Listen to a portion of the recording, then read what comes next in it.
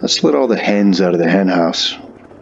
If you're a cross trainer owner, there's some part of you that that must know that cross trainer suspension is sketchy, super sketch.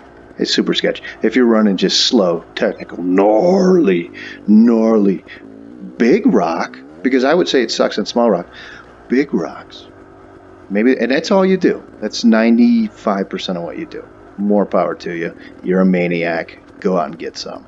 Now, if you're like me, do some technical. We actually do quite a bit of technical stuff.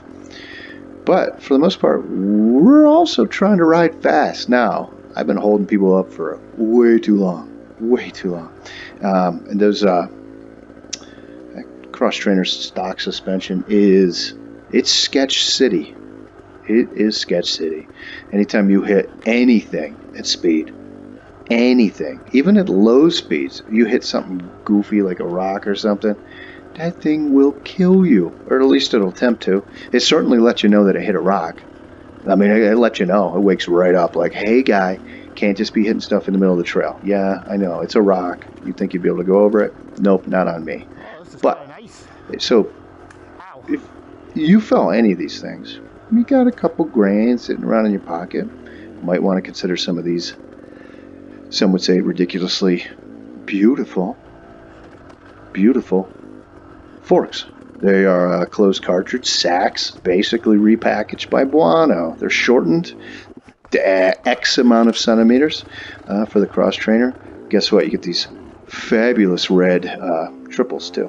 Just saying, not the ugliest things I've ever seen. I mean, unless you hate red, then you probably hate them. Anyway, these things are great. I can't even tell you the difference. Now, some cross trainer owners have never had another enduro bike. Some have ridden trail bikes, blah, blah, blah, blah. Maybe you don't know the beauty of a properly set up enduro suspension. I do. I've been on them. It's nice. I've definitely missed it since the start. And really, this whole purchase of a cross trainer, this was always part of the equation for me. The reason why I love that bike so much is its size more than anything else. Yeah, you might lose a little horsepower off the top, but I don't live up there.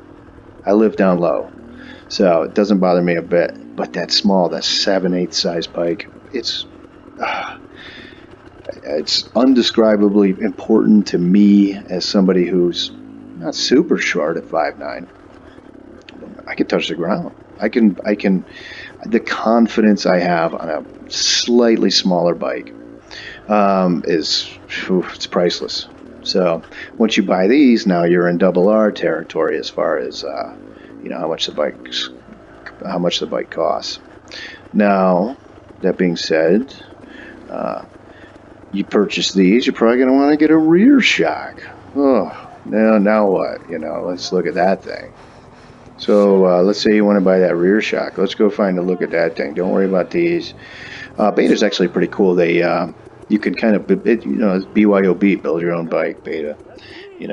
Obviously, even if you have one, you can go ahead and build your own suspension. They definitely tweak it to your liking, right? There's some level of, I don't think there's valve work necessarily done, but they definitely set it up, for rider weight. They kind of adjust all the clickers and whatnot, compression, rebound for the type of riding that you describe to them, as well as your weight, skill ability, what kind of terrain you're riding in. It's pretty good, man.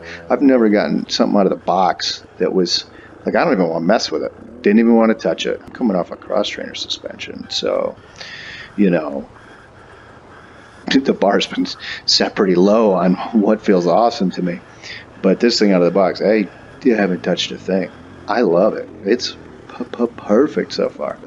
But anyway, so we've looked at those obviously. Let's shoot over here. I'll show you these. This little guy right here. So you buy those forks, you might want to buy this thing. Look at that price tag. Now you're above what a double R costs. Oh no. Yeah, for sure you are. Tell you what. I've ridden on double R's. You could give me a brand new one. I would not trade my used cross trainer for it. And it all comes down to the size of it. It's perfect. I love it. I really do. I love it. I don't know why they don't make enduro bikes slightly smaller. Hey, man, we're not all 6'2". There's some, manlets out there that can barely touch the ground. And it is what it is, right? Now, yeah, absolutely. You can get good and shit. If you give me the option to touch the ground, I'm going to take it. And most people would. Most short riders would. They may be good and not need to touch the ground, but most would take it if they could have it. It's easier. It's less tiring. It's just better all the way around. Anyway, so you, oh man, look at that thing. That's what it looks like. It's beautiful right out of the box. They definitely custom valve the rear shock to your liking. Supposedly, so they say. But the things came right out of the box, ready to go. The only thing I had to do was press in the steering stem and bearing, which you will want to buy a bearing and a dust cover. Check your parts manual, and have those pressed in, bearing pressed on with the dust cover. That's all I had to do, and got the thing on Thursday. I was riding by Sunday. Best ride day in a long time. I loved it. So, after the suspension change, really what you have is a 300 on a frame that feels like a 125. It's an enduro bike now. It feels good. It's super plush. It's like a real bike. It is a real bike, I think. It's got a funny name. But, funny name and all, for sure my favorite bike ever. Certainly in combination with the suspension upgrade. Now, I know a lot of people don't have the cash to burn on this, but if you save your pennies, scrape them together, get those shekels in order. This is by far, in my opinion, the best upgrade for this bike. And for all those naysayers that would say, why don't you just buy a double R? Well, buy a double R. It's definitely fatter, feels bigger. It's a little more unwieldy. It's still pretty awesome, but lower it for your super short legs, and I guarantee you're going to be into it for more than I'm into this thing for. So, yeah, just saying. If this video provides any benefit, go ahead and consider subscribing, ringing that bell, maybe hitting the like button. Try to avoid the dislike button, but you got to do what you got to do. Thanks for watching. I'm going to go out here and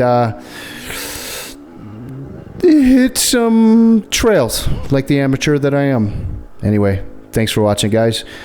See you out there.